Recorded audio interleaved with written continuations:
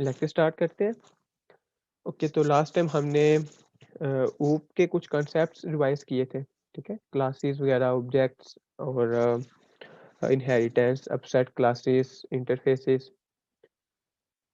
और अब हम जो है वो विजुअल प्रोग्रामिंग स्टार्ट करते हैं। तो सबसे पहले हम देखते हैं कि CLI और GUI क्या चीज़ें हैं। जावा के अंदर GUI के फ्रेमवर्क जो है उनकी थोड़ी सी हिस्ट्री देखते हैं। जावाफेक्स का थोड़ा-सा इंट्रोडक्शन देखेंगे और देखेंगे कि MVC जो है वो क्या होता है। अच्छा जी, ये कंसोल एप्लीकेशंस यानी कि CLI और GUI इन पे हमने थोड़ी बात की थी सेमेस्टर के स्टार्ट में। अच्छा, इनको थोड़ा-सा मज़ीद देखते हैं। कंसोल एप्लीकेशंस क्या होती हैं कि हमारे पास एक ब्लैक विंडो होती थी, ठीक है? उसके अंदर से जो है हमने अपने कंप्यूटर को कंट्रोल करना होता था और सिस्टम के साथ हमारी जो इंटरेक्शन थी वो जस्ट कीबोर्ड के थ्रू थी। माउस वगैरह या दीगर जो इनपुट डिवाइसेज़ हमारे पास आज मौजूद हैं, उस तरह की डिवाइसेज़ पहले नहीं थी होती। CLI के अंदर एक बात ये होती थी कि उसके अंदर जो है वो एरर्स के चांसेस कम होते थे क्योंकि थोड़ा-सा काम करना मुश्किल था, तो कमांड्स वगैरह के थ्रू सारा काम होता था। इसलिए जो है वो एरर्स यूज़र कम ही करता था और लेकिन है ये बोरिंग था। जस्ट एक कोई कलर्स नहीं है, कोई कुछ नहीं है, कोई इंटरैक्शन नहीं है, जस्ट एक ब्लैक विंडो है जिसके ऊपर आपने काम करना होता है। और CLI एप्लीकेशंस को इस्तेमाल करने के लिए आपको जो है वो कमांड नॉलेज जो है वो ज़्यादा आपके पास होना चाहिए। जितना कमांड नॉलेज आपके पास ज़्यादा होगा, उतना ज़्यादा आप अपने सिस्टम के साथ जो है वो बातचीत कर सकेंगे। देन हमारे पास जो है वो GUI एप्लीकेशंस आ गई। GUI एप्लीकेशंस के अंदर क्या है कि अनलाइक CLI हमारे पास यहाँ पे एक ग्राफिकल यूज़र इंटरफेस मौजूद होता है, ठीक है? जिसके अंदर यूज़र जो है वो अपने प्रोग्राम के साथ, अपने सिस्टम के साथ जो है वो इंटरैक्ट कर सकता है। अ, आजकल हमारे पास जो है वो कीबोर्ड के अलावा माउस की इनपुट भी मौजूद है, इवन हमारे पास टच स्क्रीन्स भी हैं। टच स्क्रीन मोबाइल के अंदर तो बहुत आम है, कंप्यूटर्स के अंदर भी है, ठीक है? तो कीबोर्ड के अलावा भी हम अपने कंप्यूटर से इंटरेक्शन कर सकते हैं, उसको इनपुट दे सकते हैं थ्रू माउस या टच स्क्रीन। अच्छा, अब क्योंकि हमारे पास यहाँ पे थोड़ा काम करना ईज़ी हो चुका हुआ है, तो अ, सारा काम जो है वो मेबी ड्रैग एंड ड्रॉप से भी हम कोई चीज़ डिलीट कर दें। तो अब जो है वो एरर्स के चांस हमारे पास ज़्यादा है। तो ऑप्शंस क्योंकि हमारे पास ज़्यादा मौजूद है, काम करना ज़्यादा आसान है, तो एरर्स करना भी अब ज़्यादा आसान हो चुका है। तो मेबी जल्दी से मैं जो है वो शिफ्ट डेल की प्रेस कर दूँ और वो मेरा कोई इम्पोर्टेंट डाटा वो डिलीट हो जाए और मेबी बाद में वो रिकवर भी ना हो। और हाँ, अनलाइक CLI हमारे पास जो GUIs हैं, ग्राफिकल यूज़र इंटरफेसेस हैं, इनके अंदर जो है वो इंटरेक्शन भी ज़्यादा है, ये इंटरैक्टिव भी है, कलरफुल भी है, ठीक है? CLI जस्ट ब्लैक स्क्रीन होती थी, बोरिंग। अच्छा, अब जो है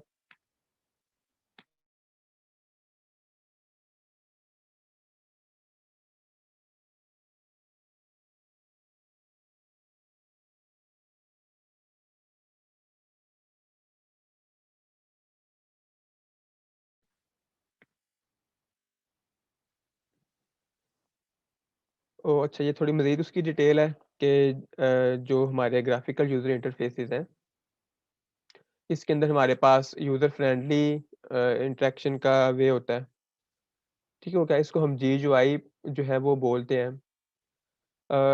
GUI वगैरह मुझे नहीं लगता इसको पढ़ना चाहिए, ठीक है? इसको GUI हम पढ़ा करेंगे। GUI कोई लफ़्ज़ नहीं है। ओके, और यहाँ पे हमारे पास जो भी GUIs होती हैं, इसके अंदर हमारे पास जो है वो GUI कंपोनेंट्स भी मौजूद होते हैं। GUI कंपोनेंट्स होते हैं कि ऐसे कंपोनेंट्स, ऐसे कंट्रोल्स जिनके थ्रू हम अपने ऐप से इंटरैक्ट कर सकते हैं। तो यहाँ पे ये जो न्यू स्लाइड है, ठीक है? ये एक बटन है, ये भी इसे भी हम अपने सिस्टम से, अपनी ऐप से इंटरैक्ट कर सकते हैं। ये मेन्यू है, इसके थ्रू भी हम अपने ऐप से इंटरैक्ट करते हैं। ठीक हो गया, इसको हम सेव करते हैं, ट्रांज़िशंस ऐड करते हैं, मतलब जो भी हम हमारे पास हमें उस ऐप के अंदर कंट्रोल दिया गया है, उस कंट्रोल के थ्रू हम अपने उस ऐप से जो है वो इंटरैक्ट करते हैं, इंटरैक्शन करते हैं। GUI में जो भी कंपोनेंट है वो इसको हम एक ऑब्जेक्ट समझ सकते हैं कि ये एक ऑब्जेक्ट है, ठीक है? जो कि यूज़र के साथ इंटरेक्शन के लिए बनाया गया है। ठीक है जी? और GUI की एग्ज़ाम्पल्स बेशुमार हैं। ये माइक्रोसॉफ्ट वर्ड की जो है वो स्क्रीनशॉट दिखाई गई है। माइक्रोसॉफ्ट पावर पॉइंट के अंदर अभी हम स्लाइड देख रहे हैं, ये भी उसकी एग्ज़ाम्पल है, बेशुमार एग्ज़ाम्पल्स हैं। अच्छा, ये तो होगी CLI और GUIs की थोड़ी-सी डिस्कशन, ठीक है? इस पे हमने बड़ी डिटेल में बात की थी। अच्छा, अब हम आते हैं कि जावा के अंदर जो है वो GUI की थोड़ी-सी हिस्ट्री, इस पे बात करते हैं। तो सबसे पहले है हमारे पास जावा AWT। AWT stands for abstract window toolkit. तो ये जब बिल्कुल जावा स्टार्ट हुआ तो तब हमारे पास ये एक जावा ने हमें एक फ्रेमवर्क दिया था, जिसके थ्रू हम अपनी डेस्कटॉप यानी कि ग्राफिकल यूज़र इंटरफ़ेस की ऐप जो है वो डिज़ाइन कर सकते थे। अब जब जावा AWT आया तो इसके अंदर थोड़ी-सी लिमिटेशंस थी। अब वो लिमिटेशंस क्या थी कि सबसे पहले तो ये प्लेटफ़ॉर्म डिपेंडेंट था। प्लेटफ़ॉर्म डिपेंडेंट से क्या मुराद है कि अगर हम इसको विंडोज़ के लिए एक डेस्कटॉप एप्लीकेशन बनाते हैं, तो अगर मैं विंडोज़ के लिए क्रिएट करता हूँ तो ये ऐप लिनक्स पे नहीं चलेगी या मैक ओएस पे भी नहीं चलेगी। मैक ओएस पे बनाता हूँ तो विंडोज़ और लिनक्स पे नहीं चलेगी। ठीक है? तो सबसे पहले तो इसके अंदर एक ये मसला था कि ये प्लेटफ़ॉर्म इंडिपेंडेंट नहीं है बल्कि प्लेटफ़ॉर्म डिपेंडेंट है। दूसरी बात ये कि ये इसके जो कंपोनेंट्स थे, जो कंट्रोल्स थे इसके अंदर या जो भी कंपोनेंट्स जिनको इस्तेमाल करके हम एक GUI एप्लीकेशन डिज़ाइन करते थे, वो कंपोनेंट सारे हैवी वेट थे, ठीक है? हैवी वेट से मुराद ये है कि मेबी वो उनकी मेमोरी वो ज़्यादा कंज़्यूम करते हों, उनको यूज़ करने के लिए हमें स्टोरेज ज़्यादा रिक्वायर हो, तो इसलिए वो हैवी वेट कंपोनेंट थे। मतलब कि वो स्टोरेज या मेमोरी के लिहाज से ऑप्टिमाइज़ नहीं थे। और क्योंकि ये अभी बिगिनिंग थी इन चीज़ों की, तो इसके अंदर जो है वो कंपोनेंट्स जो हमें दिए गए थे, जिनको इस्तेमाल करके हम ऐप्स क्रिएट कर सकते थे, वो कंपोनेंट्स भी इसके अंदर काफ़ी कम थे, बहुत लिमिटेड थे। देन इसके अंदर एक और चीज़ थी कि इसकी जो एग्ज़ीक्यूशन है वो काफ़ी स्लो थी। स्लो क्यों थी? क्योंकि एक तो इसके कंपोनेंट्स हैवी थे, दूसरा ये इतना अभी ऑप्टिमाइज़ नहीं था, तो एग्ज़ीक्यूशन यहाँ पे काफ़ी स्लो मिलती थी। और क्योंकि ये ऑप्टिमाइज़ नहीं थे इतना, स्टोरेज ज़्यादा रिक्वायर था, तो इसलिए जब इनको एग्ज़ीक्यूट किया जाता था, तो ये मेमोरी के अंदर भी काफ़ी ज़्यादा जगह ले लेते थे, ठीक है? इनको जो रैम होती है, मेमोरी, वो भी इनको ज़्यादा चाहिए होती थी एग्ज़ीक्यूट होने के लिए। तो JWT जो है, उसके अंदर काफ़ी मसले-मसाइल थे। देन जावा ने इंट्रोड्यूस की जावा स्विंग के नाम से एक और उन्होंने फ्रेमवर्क जो है, वो इंट्रोड्यूस करवाया। अब जावा स्विंग जो था, उसके अंदर क्या था? जावा स्विंग के अंदर सबसे पहले जो चीज़ इन्होंने ख़त्म की वो थी प्लेटफ़ॉर्म इंडिपेंडेंट हो गया ये, यानी कि प्लेटफ़ॉर्म डिपेंडेंसी इन्होंने ख़त्म कर दी। प्लेटफ़ॉर्म इंडिपेंडेंट होने से क्या हुआ कि एक दफ़ा हम ऐप डिज़ाइन करते थे मेबी उसको विंडोज़ के अंदर डिज़ाइन कर लो, तो उसको हम फिर मैक और लिनक्स वग़ैरह या ऐसी तमाम मशीन्स जिसके अंदर जावा जो है वो रन की जा सकती है, उन सब के अंदर इनको हम जो है वो रन कर सकते थे, जावा स्विंग एप्लीकेशन को। और इसके जो कंपोनेंट्स थे वो ऑप्टिमाइज़ थे, लाइट वेट थे, ठीक है? और इसके अंदर जो है वो कंपोनेंट्स की तादाद भी ज़्यादा होगी, उनकी क्वांटिटी ज़्यादा होगी। AWT के अंदर हमारे पास थोड़े से कंपोनेंट्स हैं जिनकी मदद से हम ऐप डिज़ाइन करते थे, यहाँ पे हमारे पास कंपोनेंट्स की जो है वो काउंट भी ज़्यादा हो गया उसका। इसकी एग्ज़ीक्यूशन भी इन्होंने फ़ास्ट कर दी, ठीक है? जो भी इनको इश्यूज़ नज़र आ रहे थे जावा AWT में, वो सारे इश्यूज़ इन्होंने रिज़ॉल्व कर दिए। और इनको जो है वो एग्ज़ीक्यूट होने के लिए मेमोरी भी कम रिक्वायर हो गई इनको, ठीक है? लाइट वेट हो गए बिल्कुल ये। थोड़ी-सी मेमोरी चाहिए थी बस इनको स्टार्ट होने के लिए, एग्ज़ीक्यूट होने के लिए। और एक बात यहाँ पे कि इसके अंदर एमवीसी जो है वो सपोर्टेड था। एमवीसी क्या चीज़ है इस पे हम अभी बात करते हैं, एमवीसी किसको कहते हैं? थोड़ी-सी हमने इस पे डिस्कशन की थी सेमेस्टर के स्टार्ट में, थोड़ा-सा मज़ीद इस पे बात करते हैं। अच्छा, अब जो लेटेस्ट एडिशन है, ये जो एप्लीकेशंस डिज़ाइन करने के लिए जावा के अंदर, वो है हमारे पास जावा एफएक्स। जावा एफएक्स क्या है कि जावा की तरफ से सबसे लेटेस्ट फ्रेमवर्क है हमारे पास एप्लीकेशन डिज़ाइन करने के लिए, और स्विंग की तरह ये भी प्लेटफ़ॉर्म इंडिपेंडेंट है। और इसमें जो कंट्रोल्स हैं वो बहुत रिच है। रिच से मुराद है कि लेटेस्ट जो है वो मॉडर्न कंट्रोल्स हैं इसके अंदर। स्विंग के अंदर जो कंट्रोल्स थे वो काफ़ी ओल्ड लुकिंग कंट्रोल्स थे, ठीक है? ओल्ड लुकिंग कंट्रोल्स किस तरह थे कि जब जावा स्विंग आई तो इनके अंदर उन्होंने क्या किया कि जो अपने कंट्रोल्स है ना वो प्रोवाइड करती है। यानी कि AW2 में इस तरह होता था कि जब हम विंडोज़ के लिए ऐप डिज़ाइन करते हैं ना, कभी किसी जगह पे हमने एक बटन लगा लिया, एक टेक्स्ट बॉक्स लगा लिया, कोई चेक बॉक्स लगा दिया, तो वो जो कंट्रोल्स हम लगा रहे हैं, जिनको हम बटन्स, टेक्स्ट बॉक्स, लेबल वगैरह कह रहे हैं, तो ये कंट्रोल्स वो ऑपरेटिंग सिस्टम से गेट करता था, ठीक है? जो भी उस ऑपरेटिंग सिस्टम के अंदर डिफ़ॉल्ट बटन की शेप होती थी, टेक्स्ट बॉक्स की लुक होती थी, लेबल की, चेक बॉक्स की, वो जो है वो कंट्रोल जो है वो अपने सिस्टम से ऑपरेटिंग सिस्टम से जो है वो अडॉप्ट करता था। और अगर उसको मैक में डिज़ाइन करते तो जो मैक के अंदर उस वक़्त डिफ़ॉल्ट शेप थी बटन्स की, लेबल की, टेक्स्ट बॉक्स, चेक बॉक्स वग़ैरह की, मैक ओएस के अंदर डिज़ाइन करें तो वो मैक ओएस के कंपोनेंट्स अडॉप्ट कर लेता, इसी तरह लिनक्स के कंपोनेंट्स वो अडॉप्ट कर लेता था। लेकिन जब जावा स्विंग आई तो जावा डेवलपर्स ने क्या किया कि उन्होंने ये चीज़ डिसाइड की कि जो जावा स्विंग के अंदर कंपोनेंट्स होंगे ना, यूआई कंट्रोल्स होंगे, buttons, labels, text box, drop down menu, check box, radio button वगैरह, वो सारे कंट्रोल्स हम खुद अपने डिफाइन करेंगे, अपने बनाएँगे। तो इसमें फिर क्या हुआ होता था कि जब भी हम एक ऐप क्रिएट करते थे ना, तो उसकी जो लुक एंड फील होती थी, ठीक है? वो लुक एंड फील तमाम ऑपरेटिंग सिस्टम पे कंसिस्टेंट होती थी। क्योंकि वो ऑपरेटिंग सिस्टम के बटन्स या चेक बॉक्सेस वगैरह नहीं था सिस्टम अडॉप्ट करता, एप्लीकेशन अडॉप्ट नहीं थी करती, वो इसके अंदर अपनी एक जो है वो शक्ल मौजूद थी उनकी। तो वो अपने जो है वो कंपोनेंट्स ले लेता था। इसलिए क्योंकि उसके अपने कंपोनेंट्स थे इसलिए लिनक्स, मैक ओएस, विंडोज़ के अंदर उसकी एक अपनी जो है वो शक्ल थी उन कंपोनेंट्स की। कंसिस्टेंट एक लुक एंड फील थी तमाम ऑपरेटिंग सिस्टम के अंदर। जावा एफएक्स के अंदर जो है अच्छा जावा स्विंग के अंदर एक चीज़ तो ये ठीक थी कि उसके अपने लुक एंड फील है। कंसिस्टेंट लुक एंड फील है। लेकिन जो वो लुक एंड फील थी ना वो बहुत ही ओल्ड फैशन्ड थी।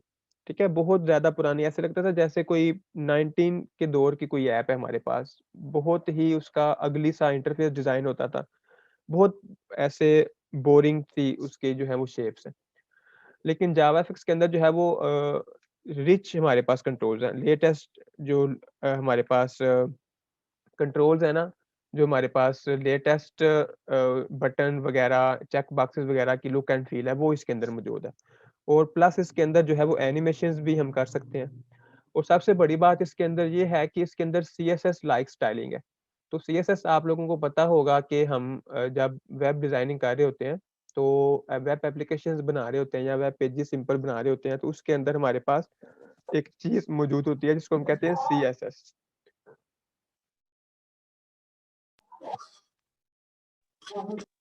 ये सीएसएस क्या है कि इसको हम इस्तेमाल करके अपने पेज का जो है वो स्ट्रक्चर चेंज कर सकते हैं। अपने पेज को हम डिज़ाइन कर सकते हैं।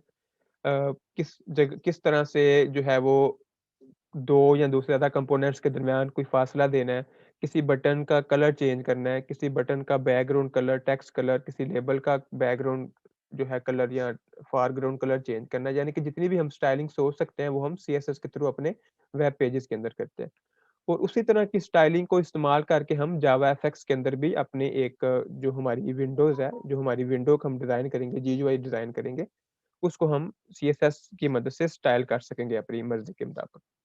ठीक हो गया? और इसके अंदर भी जो है वो एमवीसी सपोर्टेड है, जावा एफएक्स के अंदर, बल्कि इसके अंदर हम काम ही मोस्टली एमवीसी के अंदर करते हैं। अच्छा ये कुछ उनकी ये तमाम जितने भी फ्रेमवर्क्स हमने अभी देखे, उनकी एग्ज़ाम्पल है, उनकी एक जीयूआई दी गई है। अच्छा, सबसे पहले है हमारे पास हम एडब्ल्यूटी देखते हैं। तो अगर विंडोज़ के लिए उसकी जो है वो एक ऐप क्रिएट की गई है। तो विंडोज़ के अंदर जिस तरह इसके बटन्स वगैरह होते थे, वो उसने अडॉप्ट कर लिए, ठीक है? अगर अब इसी चीज़ को हम मैक के अंदर डिज़ाइन करते तो जो मैक की look and feel and components की वो यहाँ पे आ जाती। देन हमारे पास स्विंग है। स्विंग के अंदर जो है वो इसके अपने क्योंकि उन्होंने कंपोनेंट्स डिज़ाइन किए, तो यहाँ पे label, button, check box, text box वगैरह की हर ओएस के अंदर एक ही कंसिस्टेंट लुक एंड फील है इसकी, ठीक है? तो ये ज़रा काफ़ी ओल्ड फैशन्ड और बोरिंग सी लुक है इसकी। और जावाफएक्स के अंदर जो है वो उसी तरह हर एक की ओएस के लिहाज से लुक एंड फील है इसके अंदर, ठीक है जी? ओके, तो ये थोड़ी हिस्ट्री हमने डिस्कस कर ली है। सबसे पहले हमारे पास एब्स्ट्रैक्ट विंडो टूलकिट एडब्ल्यूटी आया, ठीक है? जावा 1.0 के अंदर और प्लेटफ़ॉर्म डिपेंडेंट था, हैवी वेट था, ठीक है? उसके बाद रिसोर्सेज़ ज़्यादा कंज़्यूम करता था, एग्ज़ीक्यूशन इसकी काफ़ी स्लो होती थी। देन हमारे पास एक चीज़ है जिसको हम कहते हैं जावा स्विंग। स्विंग के अंदर जो है वो इस तरह हुआ कि जो थोड़े फ्लॉज़ थे एडब्ल्यूटी के अंदर उनको कम किया गया, इसको प्लेटफ़ॉर्म इंडिपेंडेंट किया गया, इसको लाइट वेट बनाया गया, इसके कंपोनेंट्स को लाइट वेट बनाया गया, इसके एग्ज़ीक्यूशन को फ़ास्ट किया गया। ओके, तो स्विंग जो है वो काफ़ी अर्सा जावा के अंदर इस्तेमाल होती रही, ठीक है? App apply GUI application design करने के लिए। तो क्योंकि इसका जो लुक एंड फ़ील थी वो काफ़ी ओल्ड फैशन थी। कंपेयर करें अगर हम उसको आजकल के ग्राफ़िक्स के आप आजकल ग्राफ़िक्स से तो आजकल तो आपको पता है वेबसाइट बहुत ज़्यादा रिच कंट्रोल्स हैं उनके अंदर, बहुत मतलब कि उनकी लुक एंड फ़ील बहुत एडवांस है। तो उस लिहाज़ से स्विंग बहुत ओल्ड फैशन थी, ठीक है? तो देन जावा 8 जब आया 2014 के अंदर, तो जावा 8 के अंदर जावा ने जो है वो जावाफएक्स को इंट्रोड्यूस करवाया और तब से लेकर अभी तक जो है वो जावाफएक्स इस्तेमाल होती आ रही है। और इवेंचुअली क्या होगा कि जो हमारे पास जावाफएक्स है वो स्विंग को रिप्लेस कर देगी, ठीक है? तो एडब्ल्यूटी तो आज कोई यूज़ नहीं करता, लेकिन स्विंग और जावाफएक्स आजकल यूज़ हो रहे हैं। लेकिन वक़्त के साथ-साथ जो है वो स्विंग की जो इसका यूसेज है वो कम होता जा रहा है और जो है डेवलपर्स हैं वो एफएक्स पे ऊपर मूव कर रहे हैं। इवेंचुअली जो है वो स्विंग ओल्ड हो जाएगी, ठीक है? और जावा एफएक्स जो है वो इस्तेमाल होगी। अच्छा, तो ये एक स्लाइड है जहाँ पे हम पिक्सेल्स कोऑर्डिनेट सिस्टम की थोड़ी-सी बात करते हैं। तो जो भी हमारे पास एक स्क्रीन होती है, जिस तरह ये एक पावर पॉइंट की स्क्रीन हमारे सामने ओपन है, कोई भी विंडो की एक स्क्रीन है, ठीक है? एक विंडो जो भी हमें डिस्प्ले होती है। उसके अंदर हमारे पास जो है वो पिक्सेल्स होते हैं। एक पिक्सेल जो है वो एक आप ब्लॉक कह लें, एक टाइनी स्क्वायर कह लें उसे, जिसके अंदर कोई कलर की वैल्यू मौजूद होती है, ठीक है? तो अगर हम बात करें कि एक स्क्रीन के ऊपर ये जो जहाँ पे मेरा कर्सर है, ठीक है? ये जो पोज़ीशन है स्क्रीन के अंदर, इस पोज़ीशन के अंदर जो है, ये एक पिक्सेल हम अगर इसको कह लें, तो इस पिक्सेल के अंदर एक कलर इन्फॉर्मेशन है, ठीक है? आरजीबी वैल्यू है इसके अंदर। तो इस कलर इन्फॉर्मेशन के अंदर जो है, वो इन्फॉर्मेशन है कि ये कलर जो है वो ब्लैक है, ठीक है? और ये एक समझ लें टाइनी स्क्वायर है एक स्क्रीन के अंदर जिसको हम पिक्सेल कह रहे हैं। अगर मैं इस पिक्सेल की बात करूँ, जहाँ पे अभी मेरा कर्सर मौजूद है, तो ये जो पिक्सेल है, इसके अंदर भी जो वैल्यू है वो एक ब्लैक वैल्यू है, ठीक है? पिक्सेल का पी है ये जो पी लिखा हुआ है इसके अंदर मैं यहाँ पे किसी जगह पे अपना कर्सर लेके जाता हूँ। तो और अगर मैं यहाँ पे कर्सर लेके आऊँ तो यहाँ पे जो कलर है ये व्हाइट है, ठीक है? ये भी एक पिक्सेल है एक स्क्रीन के अंदर। उसी तरह यहाँ पे मैं अगर लेके जाऊँ तो ये कोई स्किन कलर है, ठीक है जी? ओके, मैं यहाँ पे लेके जाऊँ तो ये कुछ ब्लू सा कलर है, इसके एजेस के ऊपर कोई ब्लू कलर आ रहा है। इधर जो है ये हमारे पास रेड कलर है। ये पूरा जो एरिया है, इस एरिया के अंदर जो है वो काफ़ी ज़्यादा पिक्सेल्स हैं, ठीक है? और हर पिक्सेल के अंदर जो है वो ये रेडिश टाइप कोई कलर है ये। अच्छा, तो जो हमारे पास स्क्रीन होती है उसके अंदर कुछ पिक्सेल्स होते हैं, ठीक है? स्क्रीन नंबर ऑफ पिक्सेल से मिलकर बनी होती है और पिक्सेल को आप कह लें कि एक टाइनी स्क्वायर है जिसके अंदर एक कलर इन्फॉर्मेशन मौजूद होती है। ओके, और हमारी जो स्क्रीन्स होती हैं उनके अंदर X axis, Y axis positions होती हैं, ठीक है? यानी कि अगर ये एक स्क्रीन है तो यहाँ पे अगर मैं इस पोज़ीशन को अगर पॉइंट करना चाहूँ, तो इसकी कोई एक्स और वाई जो है वो वैल्यू होगी, ठीक है? यानी कि एक्स एक्सिस से ये इतने फ़ासले पे है और वाई एक्सिस से ये इतने फ़ासले पे है। तो एक्स और वाई की यहाँ पे कोई वैल्यू है, ठीक है? मेबी मैं इसको कह दूँ कि ये जो यहाँ पे एक्स की वैल्यू जो है वो 50 है और वाई की वैल्यू यहाँ पे 20 है, ठीक है? तो 50 20 जो पोज़ीशन है वो ये पोज़ीशन बन रही है, ठीक हो गया? तो हम अपनी जो है वो स्क्रीन को एक्स वाई हर पिक्सल को एक्स वाई कोई वैल्यू है हर पिक्सल की, ठीक है, जिसको हम पॉइंट कर सकते हैं। एक्स एक्सिस हमारा लेफ्ट से राइट की तरफ होता है, वाई एक्सिस हमारा टॉप से बॉटम की तरफ होता है, ठीक है, ये चीजें आपको पता ही है। और हर कंपोनेंट, हर लेआउट कंपोनेंट, बटन है, कोई लेबल है, कोई टेक्स्ट बॉक्स है, कोई ड्रॉप डाउन है, वो किसी स्पेसिफिक पिक्सल के ऊपर स्पेसिफिक एक्स वाई पोजीशन के ऊपर आके वो प्लेस होता है, ठीक है। जिस तरह ये सारे यहाँ पे आपको कंपोनेंट्स नजर आ रहे हैं, न्यू स्लाइड लेआउट, यहाँ पे ये ड्रॉप डाउन मेन्यू है, यहाँ पे बटन्स बने हुए हैं, ये सारे बटन्स, ठीक है, इनकी एक एक्स वाई वैल्यू है, उस एक्स वाई पोजीशन के ऊपर ये प्लेस्ड है अभी, ठीक है। ओके, तो जावा एफएक्स को हमने देख लिया क्या चीज़ है, ठीक है। Set of graphics and media packages हैं इसके अंदर जो हमें एनेबल करते हैं एक हम रिच कंट्रोल्स वाली एक GUI एप्लीकेशन डिज़ाइन कर सके।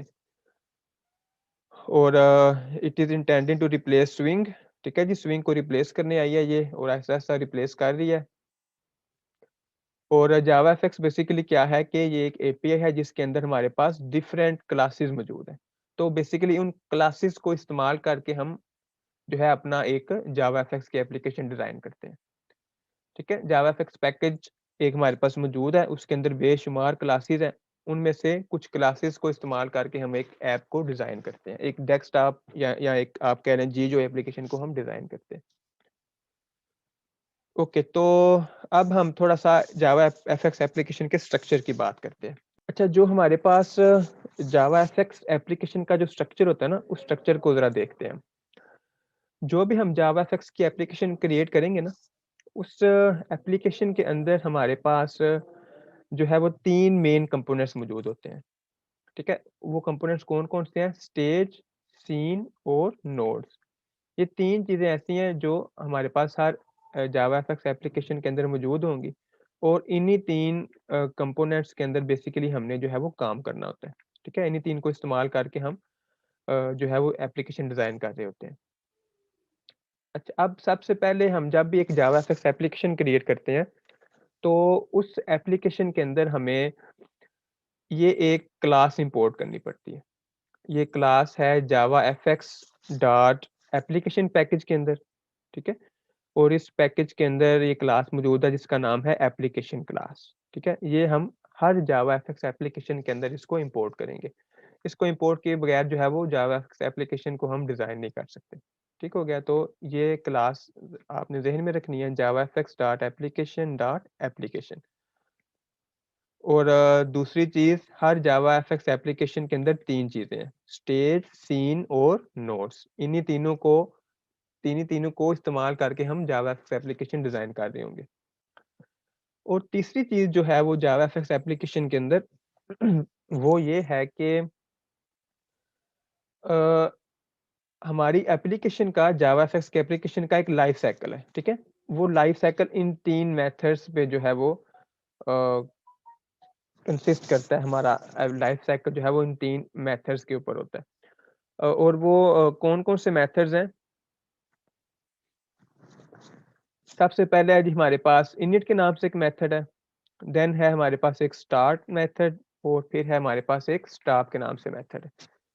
अच्छा, अब यहाँ पे आप गौर करें तो ये जो 3 मेथड्स हैं, बेसिकली ये मेथड्स हम जिस क्लास के अंदर काम कर रहे होंगे, उस क्लास के अंदर हम इन 3 मेथड्स को उन उस क्लास के अंदर हम इस स्टार्ट मेथड को हमने जो है वो ओवरराइड करके तो इस पे काम करना होता है। अब इसको ओवरराइड क्यों करना है? क्योंकि ये जो है वो एब्स्ट्रैक्ट मेथड है, ठीक है? और ये तीनों मेथड जो है वो एप्लीकेशन क्लास के अंदर मौजूद है।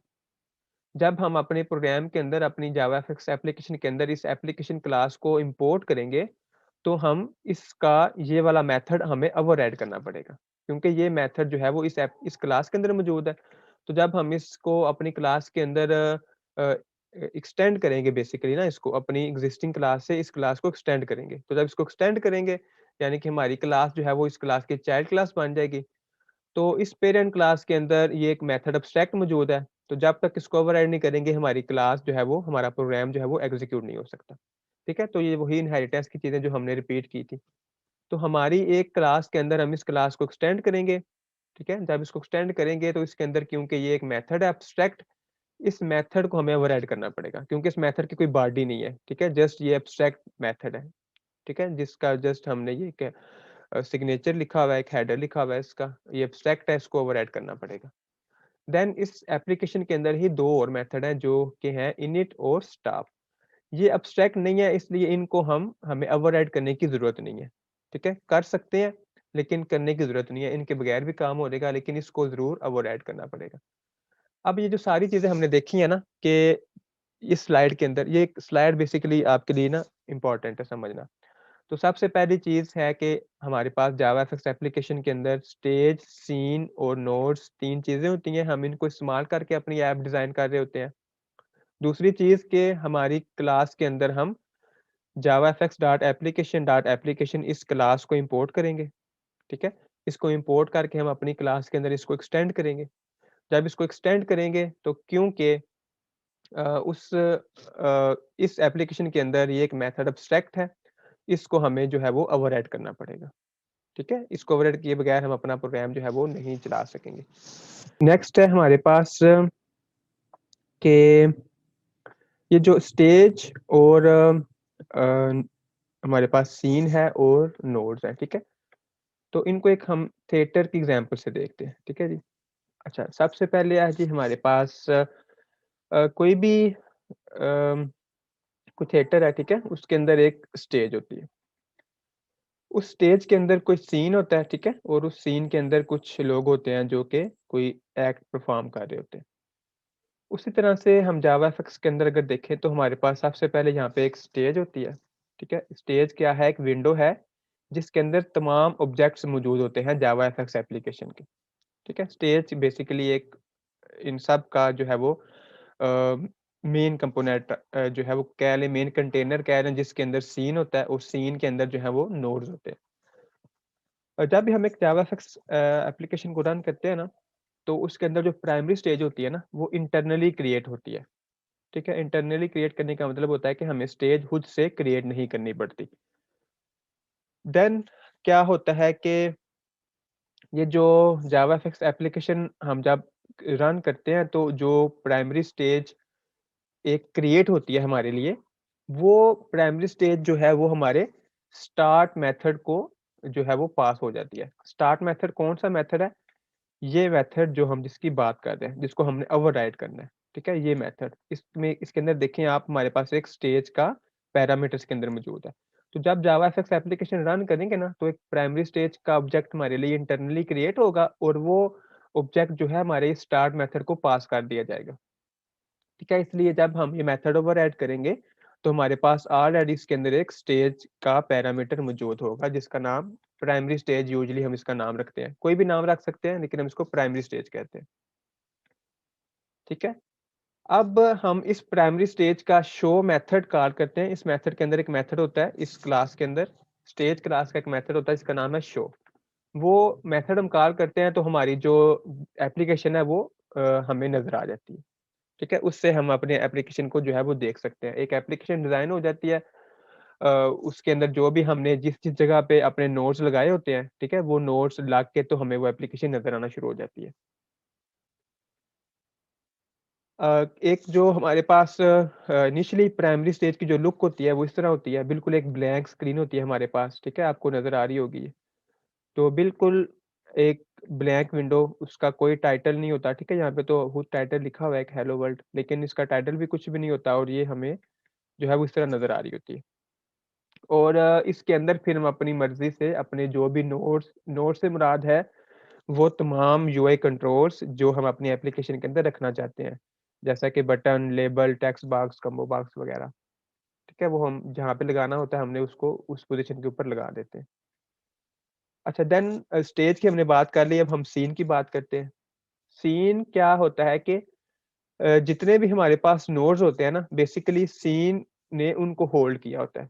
तमाम हमारे नोड जो है वो सीन के पास होते हैं और सीन क्लास जो है वो जावाफएक्स डॉट सीन पैकेज के अंदर होती है, ठीक है? और इसका नाम भी सीन है। तो ये जो इस पैकेज के अंदर जो सीन क्लास है, ठीक है? इसके अंदर वो तमाम मेथड्स होते हैं जो कि सीन के ऑब्जेक्ट पे हमने ऑपरेट करने होते हैं, ठीक हो गया? यानी कि हम अपना जितना भी सीन वाला काम होगा ना, वो हम इस क्लास की मदद से उसको करेंगे। अच्छा, अब किसी बी एप्लीकेशन के अंदर, जावास्क्रिप्ट एप्लीकेशन के अंदर सीन जो है वो हमारे लिए ज़रूरी है, क्योंकि इस सीन के अंदर हमने अपने नोड्स रखे होंगे और इस सीन को ही हम जो है वो प्राइमरी स्टेज के अंदर सेट करेंगे। तो उस स्टेज के अंदर ये सीन आ जाएगा, ठीक है? जो कि इवेंचुअली हमें स्क्रीन पे फिर नज़र आ जाएगा। अब इस सीन को जो है हम कुछ हाइट और विड्थ भी दे सकते हैं। जितनी भी हम इसको हाइट और विड्थ देंगे, ठीक है? उतनी हमें जो है वो हमारे सामने उतनी एप्लीकेशन नज़र आ जाएगी हमें, जिसके अंदर वो हमारे नोड्स लगे होंगे। अच्छा, अब हमारे पास एक चीज़ होती है, इसको हम कहते हैं ग्राफ। ग्राफ एक ऐसी चीज़ होगी हमारे पास जिसके अंदर हमारे सारे बेसिकली नोड्स होंगे, ठीक है? तो हमारे जो नोड्स होंगे ना, वो हम इस ग्राफ के अंदर जो है वो रखेंगे।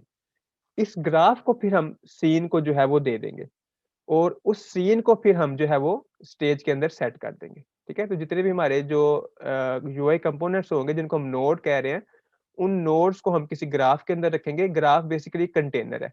इस कंटेनर के अंदर हम अपने सारे नोड जो है वो रख देंगे, ठीक है? इस ग्राफ के अंदर नोड रखेंगे, उस ग्राफ को हम जो है वो सीन को दे देंगे। उस सीन को जो है वो हम जो है वो प्राइमरी स्टेज को दे देंगे और फिर हम प्राइमरी स्टेज को शो कर देंगे। तो जितने भी हमने नोड्स बनाए होंगे वो हमें स्क्रीन पे नज़र आ जाएँगे। ठीक हो गया? अच्छा, अब नोड, हम बार-बार नोड का लफ़्ज़ यूज़ कर रहे हैं और हम कह भी रहे हैं नोड क्या होता है। नोड जो है वो यूआई कंट्रोल्स हो सकते हैं, बटन, टेक्स्ट, लेबल, एवरीथिंग वगैरह, जो भी हम जिसकी मदद से हम अपनी ऐप से इंटरैक्ट कर सकते हैं। ठीक है? लेआउट पेन्स हो सकते हैं। लेआउट पेन्स क्या होते हैं कि लेआउट को डिज़ाइन करने का एक, आप समझ लें, कोई रूल्स होते हैं कि किस तरीके से हम किसी लेआउट को डिज़ाइन करते हैं। तो कुछ मीडिया एलिमेंट्स हो सकते हैं, ग्राफ़िकल ऑब्जेक्ट्स हो सकते हैं। ये तमाम चीज़ें जो हैं वो नोड हो सकती हैं। ठीक है? और इन तमाम चीज़ों को हम नोड कंसीडर करेंगे और उनको हम किसी कंटेनर के अंदर ऐड करेंगे। उस कंटेनर को सीन को देंगे, वो सीन उसको प्राइमरी स्टेज को देगा, प्राइमरी स्टेज स्टेज को फिर हम इवेंचुअली शो करवा देंगे। अच्छा, देन हमने ये देख लिया कि किस तरह से सीन, नोड्स और स्टेज वगैरह आपस में मिलकर काम करेंगी, ठीक है? और इनकी मदद से हम किस तरह एप्लीकेशन डिज़ाइन करेंगे। देन हमने देख लिया कि किस तरह हम अ, जो है वो अपनी एक क्लास के अंदर ये क्लास इंपोर्ट करके इसका मेथड ओवरराइड करेंगे, ठीक है? किस तरीके से हमारे पास प्राइमरी स्टेज का ऑब्जेक्ट बनता है और किस तरीके से वो ऑब्जेक्ट जो है हमारे पास स्टार्ट मेथड के अंदर पास हो जाता है, ठीक है? ये सारी चीज़ें हमने देख ली। अब हम देखते हैं कि एमवीसी क्या होता है। अच्छा, एमवीसी जो है वो एक पैटर्न है, एक तरीका है काम करने का, एप्लीकेशन डिज़ाइन करने का। और जावाफेक्स जो है वो एमवीसी पैटर्न के अंदर ही डिज़ाइन की गई है। एमवीसी बेसिकली क्या होता है कि मॉडल व्यू कंट्रोलर, ठीक है? M stand for model, V for view and C for जो है वो कंट्रोलर। तो हमारे पास एक मॉडल व्यू कंट्रोलर 3 चीज़ें होती हैं एमवीसी के अंदर। ये 3 चीज़ें क्या हैं कि, अच्छा, वैसे बेसिकली एमवीसी क्या चीज़ होती है कि ये एक काम करने का, एप्लीकेशन डिज़ाइन करने का ऐसा पैटर्न है जिसकी मदद से हम अपना जो है वो कोड, ठीक है? जो कि हमारी एप्लीकेशन के डेटा को हैंडल कर रहा है, उसको हम अपने यूज़र इंटरफ़ेस के कोड से अलग कर सकते हैं।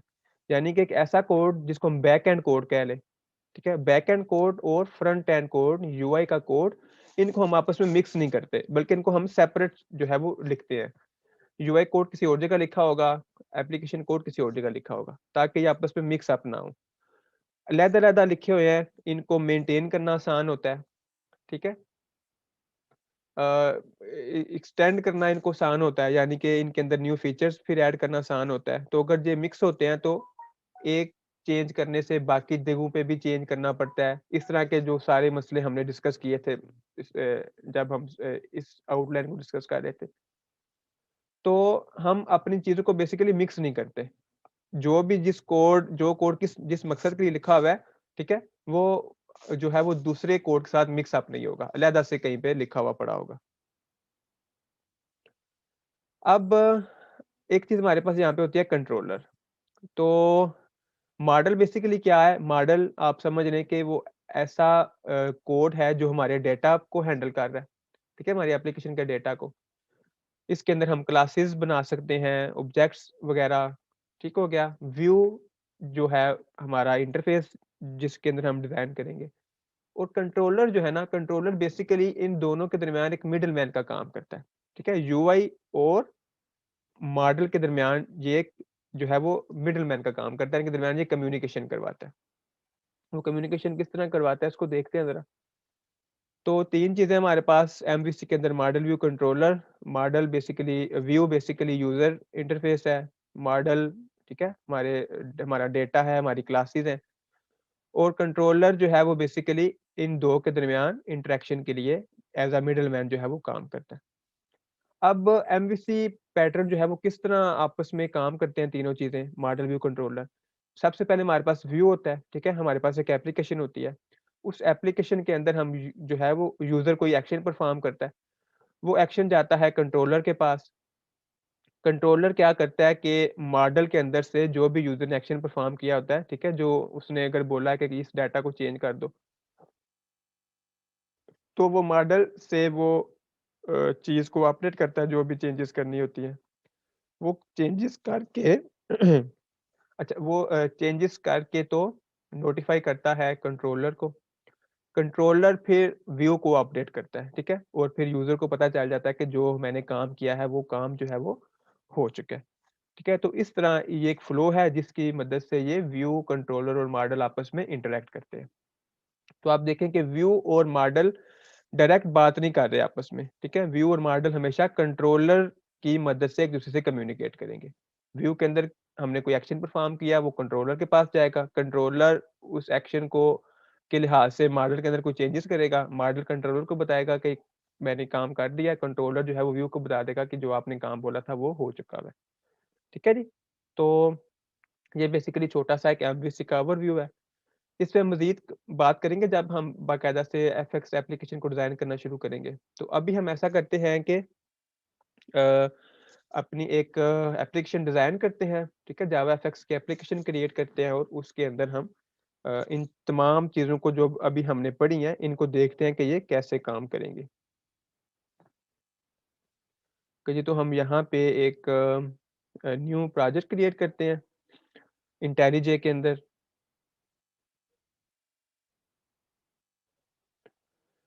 अच्छा, जब आप न्यू प्रोजेक्ट पे क्लिक करेंगे, तो आपके सामने कुछ इस तरह से एक विंडो जो है वो आ जाएगी, ठीक है? अब यहाँ पे जो है वो कुछ टाइप्स हैं जावा, मावेन, ग्रेडल, जावा एफएक्स, एंड्रॉयड। आप यहाँ पे जो है वो जावा एफएक्स को सिलेक्ट करें, ठीक है? हमने क्योंकि जावा एफएक्स एप्लीकेशन डिज़ाइन करनी है और यहाँ से जो आपने जावा एसडीके जो आपको चाहिए, तो आपको 15 वेरिएंट का मैंने बोला था इसको इंस्टॉल करें, ठीक है? तो यहाँ पे आपके पास 15 वेरिएंट जो है वो लिखा नज़र आ जाएगा आपके पास। इसको आप सिलेक्ट करें, देन हम इसको नेक्स्ट करेंगे।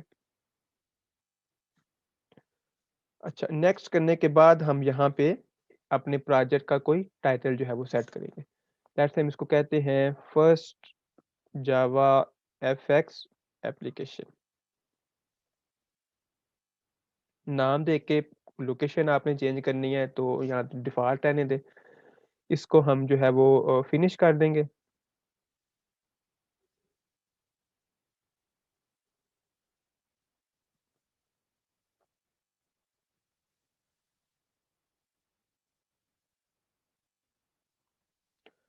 अच्छा, सबसे पहले हम यहाँ पे इसके स्ट्रक्चर के अंदर आते हैं, ठीक है? तो ये हमारा प्रोजेक्ट क्रिएट हुआ है।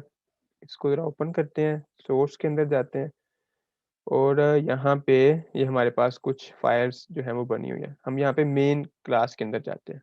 बाकी क्या चीज़ें हैं इनको ज़रा बाद में देखेंगे। तो सबसे पहले है जी हमारे पास ये मेन फाइल है, मेन डॉट जावा के नाम से और बेसिकली इसके अंदर हम काम करेंगे। अगर हम यहाँ पे देखें जो क्लासेस इम्पोर्ट हैं ऑलरेडी हमारे लिए, तो एक जब आप एफएक्स का प्रोजेक्ट क्रिएट करेंगे ना, तो ये 5 क्लासेस जो है वो आपके लिए ऑलरेडी इम्पोर्ट होंगी। उसमें से सीन है आपके पास, स्टेज है, ठीक है? एक पेरेंट है आपके पास, देन एफएक्सएमएल है और जो हमने बात की थी जावा एफएक्स डाटा एप्लीकेशन, इस पैकेज के अंदर से जो एप्लीकेशन क्लास है, वो भी आपके लिए इम्पोर्टेड है ऑलरेडी, ठीक है? तो इनको ज़रा अभी इन पे बात नहीं करते, हम ज़रा इस पे बात करते हैं अभी, ठीक है? लेकिन उससे पहले हम क्या देख रहे हैं कि हमारे पास जो है वो रेड कलर्स के अंदर एरर्स आ रहे हैं, ठीक है? यानी कि हमारे प्रोजेक्ट को नहीं पता कि जावा एफएक्स क्या चीज़ है। उसको एप्लीकेशन क्लास का भी नहीं पता, क्योंकि एप्लीकेशन क्लास भी तो जावा एफएक्स के अंदर से है ना। तो उसको ये चीज़ें नहीं पता, तो अब जब हम इसको रन करेंगे तो ऑब्वियसली हमारा प्रोजेक्ट रन नहीं होगा, ठीक है? कंपाइल टाइम एरर्स हैं इसके अंदर। तो अब ये हमारे पास एरर्स क्यों आ रहे हैं? क्योंकि हमने अपने प्रोजेक्ट को बताना है कि ये क्लासेस जो हैं इनका क्या मतलब है? ये जो इसने पैकेजेस या क्लासेस इंपोर्ट की हुई हैं, ठीक है? ये क्या चीज़ें हैं, ये कहाँ से आई हैं? तो बेसिकली जो जावाफएक्स की जितनी भी क्लासेस हैं ना, ये बाय डिफ़ॉल्ट प्रोजेक्ट के अंदर इंक्लूड नहीं होती। ये हमारे पास एक्सटर्नल लाइब्रेरीज़ होती हैं, एक्सटर्नल क्लासेस होती हैं जिनको हमने अपने प्रोजेक्ट के अंदर ऐड करना होता है, ठीक है? अच्छा, अब इनको ऐड हम किस तरह करेंगे, उस पे ज़रा बात करते हैं। तो मैं ज़रा इस स्लाइड को क्लोज़ करता हूँ और इस स्लाइड पे ज़रा हम आते हैं। अच्छा, सबसे पहले जब भी हम जावाफएक्स की एप्लीकेशन बनाएँगे ना, तो हमें उसके अंदर जावाफएक्स की लाइब्रेरीज़ को जो है वो ऐड करना होगा। तो उसको हम किस तरह करेंगे? सबसे पहले उसे डाउनलोड करना होगा। तो आप जाएँ किसी ब्राउज़र के अंदर और वहाँ पे ये वाला एड्रेस जो है वो प्लग कर दें। ठीक है? तो इसको हम कॉपी करते हैं और किसी ब्राउज़र के अंदर जाके हम इसको यहाँ पे पेस्ट कर देते हैं। अच्छा, हमारे पास ये एक पेज आएगा सामने, बेसिकली हमने यहाँ से जावाफएक्स को डाउनलोड करना है। तो यहाँ पे आप देख रहे होंगे कि हमारे पास जो है वो इधर से भी हम डाउनलोड कर सकते हैं, उसके बाद जो है वो इधर से भी डाउनलोड कर सकते हैं, फिर हम इधर से भी डाउनलोड कर सकते हैं। जो भी हमारा प्लेटफ़ॉर्म है, उस प्लेटफ़ॉर्म के लिहाज़ से हम यहाँ से जो है वो लाइब्रेरीज़ इन डाउनलोड कर लेंगे। अच्छा, सबसे ऊपर है हमारे पास जावाफएक्स की 11.0.2 वर्ज़न है। उसके ऊपर लिखा हुआ है लॉन्ग टर्म सपोर्ट, ठीक है? एलटीएस जिसको हम कहते हैं, शॉर्ट में LTS long term support. Long term supported version कौन से होते हैं कि जो भी आप लाइब्रेरीज़, कोई फ्रेमवर्क, कोई एप्लीकेशन, कोई एसडीके आप किसी डेवलपर ने आपको प्रोवाइड किया होता है ना, और वो कह रहा है कि ये लॉन्ग टर्म सपोर्टेड होगा। इसका मतलब होगा कि वो इस उनका ये जो वर्ज़न है ना, ये एक स्टेबल कंडीशन में वर्ज़न है। यानी कि इसके अंदर जो है वो एरर्स, बग्स वगैरह या तो है ही नहीं, या ऐसे हैं कि जो अभी तक नज़र नहीं आ रहे, या बहुत ही कम है, ठीक है? तो इसको वो फिर, क्योंकि ये स्टेबल कंडीशन में होता है, तो वो इसको लॉन्ग टर्म जो है वो सपोर्ट करते हैं। यानी कि अगर कोई एरर वगैरह इसके अंदर आ जाएगा, उसको वो फिक्स करेंगे। और मोस्ट ऑफ द डेवलपर्स जो होते हैं, हम यूज़र जो होते हैं, जिन्होंने उस लाइब्रेरी को, उस एसडीके को डाउनलोड करना होता है, वो लॉन्ग टर्म सपोर्टेड वर्ज़न को डाउनलोड करते हैं, ठीक है? क्योंकि वो ज़्यादा लोग उसको इस्तेमाल कर रहे होते हैं, स्टेबल कंडीशन में होता है, उसके अंदर इतने एरर्स वगैरह नहीं होते। उसके बाद यहाँ पे एक लेटेस्ट रिलीज़ भी मौजूद है। लेटेस्ट जो है वो हमारे पास है 15.0.1। आज यहाँ पे लिखा हुआ है JavaFX 15.0.1 is the latest release of JavaFX. We will support it until the release of JavaFX 16. तो वो कह रहे हैं कि हम इसको, ये हमारी लेटेस्ट वर्ज़न है, लेकिन हम इसको तब तक सपोर्ट करेंगे जब तक हम JavaFX 16 को लॉन्च नहीं कर देते। और नीचे आप देखें तो यहाँ पे जावा FX 16 का अर्ली एक्सेस बिल्ड भी पड़ा हुआ है। अर्ली एक्सेस बिल्ड का मतलब है कि अभी ये अल्फा रिलीज़ में है, ठीक है? कोई स्टेबल कंडीशन में नहीं है ये। तो जब ये स्टेबल कंडीशन में होगा, तो फिर वो जावा FX 15 को सपोर्ट करना खत्म कर देंगे, वो फिर अपना फ़ोकस जावा FX 16 पे कर देंगे। लेकिन जो इनका एलटीएस वर्ज़न है, उस पे वो काम जो है वो अच्छी तरीके से करते रहेंगे, साथ-साथ उसको भी कंटिन्यू करेंगे। ठीक है, जब तक उनका मूड हुआ, अगर उनका जावा FX 16 वर्ज़न स्टेबल कंडीशन में होगा, तो फिर इसको सपोर्ट करना शुरू कर देंगे। अच्छा, तो हम यहाँ पे 15 को भी नहीं यूज़ करेंगे, क्योंकि वो अभी इतना टाइम सपोर्ट नहीं होगा, 16 वर्ज़न भी अभी इनिशियल स्टेजेज़ में है। तो सबसे जो स्टेबल कंडीशन है हमारे पास, वो है जी 11.0.2, ठीक है? तो हम इसको डाउनलोड करके तो इस्तेमाल करेंगे, ठीक है? और वैसे भी अगर आप किसी भी चीज़ को डाउनलोड करें ना, जिस तरह हम इस लाइब्रेरी को डाउनलोड कर रहे हैं, तो हमेशा एलटीएस वर्ज़न को जो है वो चूज़ किया करें, ठीक है? तो अगर आप इनको इन चीज़ों का नहीं पता तो इसको ज़रा ज़हन में रखिएगा। तो हम ऐसा करते हैं कि हम क्योंकि विंडोज़ पे काम कर रहे हैं तो हम यहाँ पे जावाफिक्स विंडोज़ एसडीके को डाउनलोड कर लेते हैं। अच्छा, मैंने इसको ऑलरेडी डाउनलोड किया हुआ है। बेसिकली ये क्या है, ये एक आपके पास ज़िप फ़ाइल है। उस ज़िप फ़ाइल के अंदर ये एक फ़ोल्डर मौजूद है जावाफिक्स एसडीके 11.0.2। उसके अंदर 3 फ़ोल्डर्स हैं और बेसिकली ये जो हमारे पास लिब फ़ोल्डर है ना, इसके अंदर कुछ क्लासेस मौजूद हैं, ठीक है? Jar files. तो जार फ़ाइल्स जो है, ये बेसिकली हमने इम्पोर्ट करनी है अपने जावाफिक्स प्रोजेक्ट के अंदर, ठीक है? जार आपको पता है जावा अ जावा आर्काइव, ठीक है? इसका जो है वो इसकी जो जावा आर्काइव की शॉर्ट फॉर्म उन्होंने उसको जार का नाम दिया हुआ है। अब आपने क्या करना है कि ये जो फ़ोल्डर है ना, इसको आप किसी लोकेशन पे एक्सट्रैक्ट कर लें। तो इसको मैंने जो है वो एक्सट्रैक्ट किया हुआ है अपनी सी ड्राइव के अंदर, ठीक है? ये सी ड्राइव है, कहीं पे भी आप इसको जो है एक्सट्रैक्ट कर सकते हैं।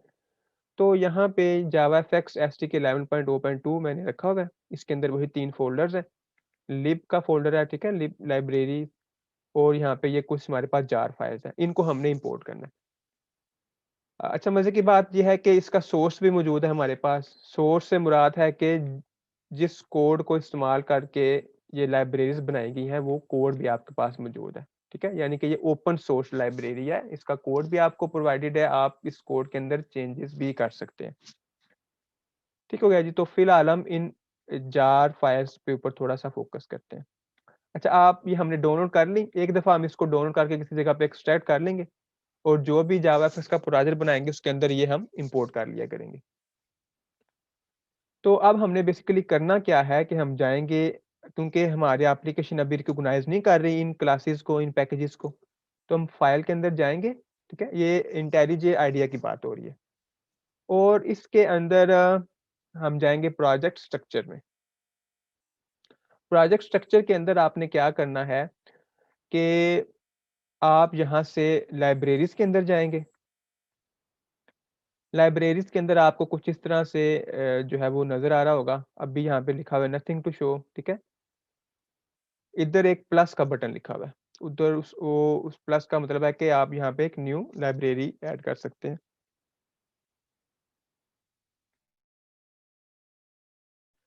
तो आप इस पे क्लिक करें प्लस पे और यहाँ से जावा सेलेक्ट करेंगे क्योंकि हमने जावा की जो है वो यूज़ करनी है लाइब्रेरीज़।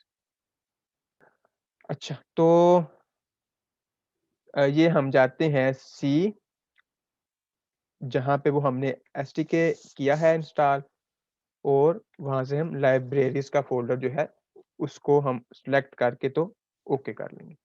मेन जावा एफएक्स एसटीके को आपने सेलेक्ट नहीं करना बल्कि उसके लिब फ़ोल्डर को आपने सेलेक्ट करना है, ठीक है? अच्छा, अब हमने ये इसको इंस्टॉल नहीं बल्कि इसको हमने ऐड कर दिया अपने प्रोजेक्ट के अंदर। अब हम इसको ओके करेंगे। जब ओके करेंगे तो वो प्रोजेक्ट को जो है वो सिंक करेगा हमारा आईडी। तो उसने इस लाइब्रेरी को अपने प्रोजेक्ट के अंदर ऐड कर लिया। अब उसको पता है कि ये चीज़ें क्या हैं, ठीक है? तो हमारे जो वो एरर्स हैं वो खत्म हो गए हैं। लेकिन जहाँ पे अगर हम इसको इंस्टॉल करेंगे ना, तो देखते हैं ये इंस्टॉल होता है कि नहीं। रन करेंगे तो देखते हैं रन होता है कि नहीं। अच्छा, हम इसको रन किया, कंपाइल टाइम एरर तो हमें देखने में तो नहीं लग रहा। लेकिन हमारे पास एक एरर आया है कि JavaFX run time components are missing, ठीक है? रन टाइम कंपोनेंट्स जो है वो कह रहा है मिसिंग है और जो है वो एप्लीकेशन को रन करने के लिए रिक्वायर्ड है। अब हमारे पास एक नया एरर आ गया। इस एरर को कैसे फिक्स करना है हमने उसको ज़रा देखते हैं। अच्छा, ये जो हमने लाइब्रेरीज़ इम्पोर्ट की है ना, ये हैं जी आपके इंटेलिजे आईडीई के लिए। बाकी आईडीज़ का थोड़ा-सा मेबी तरीका जो है वो डिफरेंट हो। तो आप यहाँ से देख भी सकते हैं अगर हम यहाँ पे लिखें ना जावा एफएक्स इंस्टॉलेशन अगर आप लिखें, तो यहाँ पे ये जो इसका ओरेकल का पेज है इसको रहने दें। हाँ जी, ये openjfx.io ये एक आपके पास लिंक आएगा। यहाँ से आप इसको जो है वो इंटेलिजे, नेटबीन्स, इक्लिप्स वगैरह में जो है वो ट्यूटोरियल लिखा हुआ है इंस्टॉल करने का। तो लेट्स से हम यहाँ पे ना IntelliJ के अंदर जाते हैं। इसको देखते हैं कि IntelliJ के अंदर हम इसको कैसे इंस्टॉल करेंगे। तो ये एक काफ़ी लेंथी पेज आ गया। उसी तरह उसमें स्टेप लिखे हुए हैं कि आप इसको इंस्टॉल करें उसी पेज से जहाँ से हमने अभी डाउनलोड किया है, ठीक है? एफएक्स एक आप बनाएँ, एक आप जो है प्रोजेक्ट क्रिएट करें, ठीक है? उसका कोई नाम रखें, देन फाइल के अंदर प्रोजेक्ट स्ट्रक्चर के अंदर जाके प्रोजेक्ट के अंदर जाएँ, ठीक है? बेसिकली वो कह रहा है कि प्रोजेक्ट के अंदर जाके ना अपना एसटीके सिलेक्ट करें, वो हमारा ऑलरेडी सिलेक्टेड ही होता है। तो हम डायरेक्ट जो है वो प्रोजेक्ट स्ट्रक्चर से लाइब्रेरीज़ पे चले गए थे, ठीक है? अगर आपको मैं दोबारा से दिखाऊँ फाइल प्रोजेक्ट स्ट्रक्चर, तो यहाँ से वो कह रहा है एसटीके आप सिलेक्ट करें। उसके बाद हम लाइब्रेरीज़ पे गए थे जहाँ से हम इसको इंस्टॉल किया था, इंक्लूड किया था अपने प्रोजेक्ट के अंदर। अच्छा, ये वो सारे स्टेप्स हमने कर लिए हैं। अब वो कह रहा है कि आप वो जब आप रन करेंगे ना तो आपको ये एरर आएगा। तो वो वाक़ई में वो एरर आया, JavaFX run time components missing है। इसको वो कैसे फिक्स करना है, अब वो हमें वो सॉल्यूशन बता रहा है। वो कह रहा है कि इसको ज़रा वो कह रहा है लिनक्स और मैक के लिए आपने ये करना है और विंडोज़ के लिए आपने ये काम करना है। तो विंडोज़ के लिए देखते हैं जी क्या हमें जो है वो इसमें ये चीज़ करनी पड़ेगी। तो वो क्या करना पड़ेगा, हम जाएँगे रन के अंदर एडिट कॉन्फ़िगरेशन और उसके अंदर हमने वीएम ऑप्शंस एक हमारे पास वहाँ पे टेक्स्ट बॉक्स होगा, उसके अंदर हमने ये चीज़ें जो है वो ये एक स्ट्रिंग है, ठीक है? ये हमने ऐड कर देना है। इस स्ट्रिंग का क्या मतलब है वो हम देखते हैं। तो सबसे पहले इसको कॉपी करते हैं और हम जाते हैं दोबारा से अपने आईडी के अंदर। सर कमेंट में भी पेस्ट कर दीजिएगा, जी, कमेंट में ये पेस्ट कर दें लिंक। जी, मैं पेस्ट कर देता हूँ जी।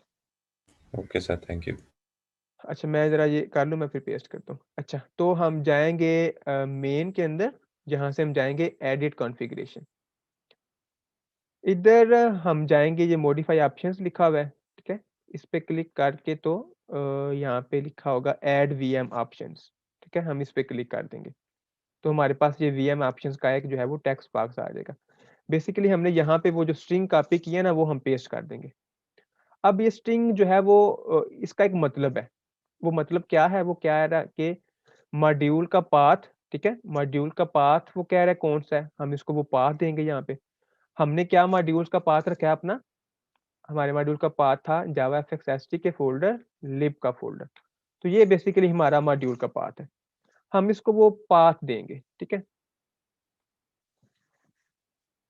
तो ये डबल कोटेशन के अंदर हमने ये पाथ इसको प्रोवाइड कर देना है, यहाँ पे। ये हमने पाथ दे दिया। अब वो कह रहा है कि आपने मॉड्यूल का पाथ दे दिया, अब क्या करो, अब आप उस ये जो आपने पाथ दिए है ना, ठीक है? इसके अंदर से आप जो है ये कुछ उसने मॉड्यूल्स ऐड करने हैं। पहले हमने मॉड्यूल का पाथ दिया, अब उस पाथ के अंदर से ये कुछ मॉड्यूल्स हमने ऐड करने हैं। वो कह रहा है अब ऐड मॉड्यूल्स कौन-कौन सा मॉड्यूल? जावाफएक्स डॉट कंट्रोल्स और कॉमा के बाद जावाफएक्स डॉट एफएक्सएमएल। तो ये 2 मॉड्यूल्स वो कह रहा है इस पाथ के अंदर से यहाँ पे जो है वो ऐड कर लो। अब ये जावाफएक्स डॉट कंट्रोल्स अगर आप अपना फ़ोल्डर देखें ना, तो ये जावाफएक्स डॉट कंट्रोल्स और जावाफएक्स डॉट एफएक्सएमएल, ये 2 वो कह रहा है भाई इसके अंदर ना इम्पोर्ट कर दो। तो बेसिकली हम ये 2 जो मॉड्यूल्स यहाँ पे ऐड कर रहे हैं। अब हमने इसको ऐड कर लिया, अब इसको हम ज़रा से क्लोज़ कर देंगे, ओके कर देंगे। अब हम जब अपना प्रोजेक्ट रन करेंगे ना, तो हमारे अब प्रोजेक्ट के अंदर जो है वो कोई एरर नहीं आएगा और हमें जो है वो एक विंडो ओपन नज़र आ जाएगी, ठीक है? उसका टाइटल यहाँ पे सेट है, हेलो वर्ल्ड के नाम से, तो यहाँ पे हेलो वर्ल्ड लिखा नज़र आ गया। उसकी कोई विड्थ और हाइट सेट है, ठीक है? 300 इसकी विड्थ है, 275 इसकी हाइट है, तो वो हमें उतनी विड्थ और हाइट की यहाँ पे विंडो भी नज़र आ रही है, ठीक है? अच्छा, ये कुछ इसके अंदर ना बाय डिफ़ॉल्ट कोड है। इसको अभी हम है तो उसी तरह ही जितना हम इस पे काम करेंगे, लेकिन फ़िलहाल इसको ना हम इसको ख़त्म कर देते हैं। इसको ख़त्म किए बगैर ज़रा से हम ऐसा करते हैं कि प्राइमरी स्टेज डॉट शो करके देखते हैं और मीनवाइल जब तक ये रन होता है, मैं ये आपका जो है वो इधर कॉपी कर देता हूँ। ये जी मैंने सबसे ऊपर ना इसका जो है वो लिंक पेस्ट कर दिया। अच्छा, तो जब हमने इसको प्राइमरी स्टेज डॉट शो किया तो इसकी विड्थ और हाइट कुछ ज़्यादा हो गई है और इसका टाइटल भी यहाँ से खत्म हो गया है, ठीक है? तो जस्ट हमने क्या किया, प्राइमरी स्टेज डॉट शो किया। अच्छा, अब एक चीज़ यहाँ पे देखिए, हमने बात की थी कि ये जो हमारे पास हम जब एक बनाएँगे ना, प्रोजेक्ट बनाएँगे, तो उसके अंदर ये हमने फ़ाइल इंक्लूड करनी है एक एप्लीकेशन के नाम से, जो कि हमारे प्रोजेक्ट ने ऑटोमैटिकली हमारे लिए इम्पोर्ट कर दिया है, यहाँ पे। ये उसने ऑटोमैटिकली इम्पोर्ट किया हमारे आईडीई ने। और इसके अंदर ये 3 मेथड्स हैं, इनिट, स्टार्ट और स्टॉप। इनिट और स्टॉप हमें यहाँ पे नज़र नहीं आ रहा, पर हमें जो स्टार्ट का मेथड है ना, ये यहाँ पे नज़र आ रहा है। और उसके ऊपर ओवरराइड एनोटेशन भी लिखी हुई है। इसका मतलब है ये जो है वो हमने ओवरराइड किया हुआ है, कहाँ से? इस एप्लीकेशन क्लास से। और ये एप्लीकेशन क्लास को हमने अपनी इस मेन फाइल के अंदर, मेन डॉट जावा के अंदर हमने इसको एक्सटेंड किया हुआ है। ठीक है? तो जब भी हम जावा एफएक्स का कोई प्रोजेक्ट बनाएँगे ना, उसके अंदर हमने इस क्लास को बेसिकली एक्सटेंड करना है अपनी उस क्लास के अंदर। तब हम जो है वो एफएक्स की एप्लीकेशन क्रिएट कर सकेंगे। अब क्योंकि उस एप्लीकेशन का जो मेथड स्टार्ट है वो वो अब्स्ट्रैक्ट है। अगर वो अब्स्ट्रैक्ट है तो इसका मतलब है, अगर मैं इस कोड को यहाँ से खत्म करूँ ना, तो मुझे अब एरर आ जाएगा। एरर ये है कि आपने जो है वो अ, एरर क्या देख लेते हैं जी। एरर कह रहा है कि या तो आप अपनी मेन क्लास को भी जो है वो अब्स्ट्रैक्ट डिक्लेयर करो, या इसके अंदर जो है वो स्टार्ट का मेथड ओवरराइड करो। ठीक है? तो इसका मतलब है इसको हम अब्स्ट्रैक्ट तो नहीं करना चाहते, लेकिन स्टार्ट का मेथड ओवरराइड किए बगैर भी गुज़ारा नहीं है। तो हम यहाँ पे फिर हमें वो मेथड ओवरराइड करना पड़ेगा। ठीक है? तो इस एरर के ऊपर आप कर्सर लेके जाएँ, तो ये भी कह रहा है कि इम्प्लीमेंट मेथड्स, फिर यहाँ पे क्लिक करके तो आप इसको ओके कर दें। ठीक है? ऐसे नहीं करना तो आप वैसे भी क्या कर सकते हैं, कंट्रोल आई प्रेस करें, फिर भी वो विंडो आ जाएगी। तो इसको भी आप ओके कर सकते हैं। बेसिकली ये जो यहाँ पे स्टेज के नाम से वेरिएबल है ना, इसका नाम कोई भी हो सकता है, लेकिन हम यूजुअली इसको प्राइमरी स्टेज कहते हैं। ठीक है? क्योंकि हम इसको प्राइमरी स्टेज क्या है कि ही बुला रहे होते हैं। ठीक है? इस पे हम डिस्कशन कर रहे होते हैं, तो इसका नाम भी हम प्राइमरी स्टेज ही रख देते हैं। ठीक है जी? तो ये कुछ इस तरह से ये हमारे पास एक मेथड है। तो फिलहाल जो आज के लेक्चर में आपने देखा कि हम जावा एफएक्स एप्लीकेशंस जो हैं वो क्या होती हैं, जावा एफएक्स फ्रेमवर्क्स की हिस्ट्री हमने देखी, जावा एफएक्स एप्लीकेशन हम क्रिएट कैसे करते हैं, उसके अंदर जो मेन चीज़ें होती हैं, नोड्स, सीन और स्टेज, उसकी हमने बात की। ठीक है? सबसे इम्पोर्टेंट हमने यहाँ पे एक एप्लीकेशन क्लास को इम्पोर्ट करना है, जो कि जावा एफएक्स डॉट एप्लीकेशन पैकेज के अंदर मौजूद होती है। इसके बगैर जावा एफएक्स एप्लीकेशन रन नहीं हो सकती। इस एप्लीकेशन के अंदर जो है वो 3 मेथड्स हैं, उनमें सबसे इम्पोर्टेंट मेथड स्टार्ट का है, जो कि एब्स्ट्रैक्ट मेथड है, इसलिए इसको ओवरराइड करना पड़ेगा। ठीक है? तो ये कुछ ये बातें, ये इम्पोर्टेंट बातें हैं, ये थ्रू सेमेस्टर इन्हीं पे हम बात करेंगे। ठीक है? तो ये आपने JavaFX as a JavaFX developer आपने इन चीज़ों को याद रखना है। ठीक हो गया? बाकी इस पे हम मज़ीद डिस्कशन इंशाल्लाह नेक्स्ट लेक्चर में करेंगे।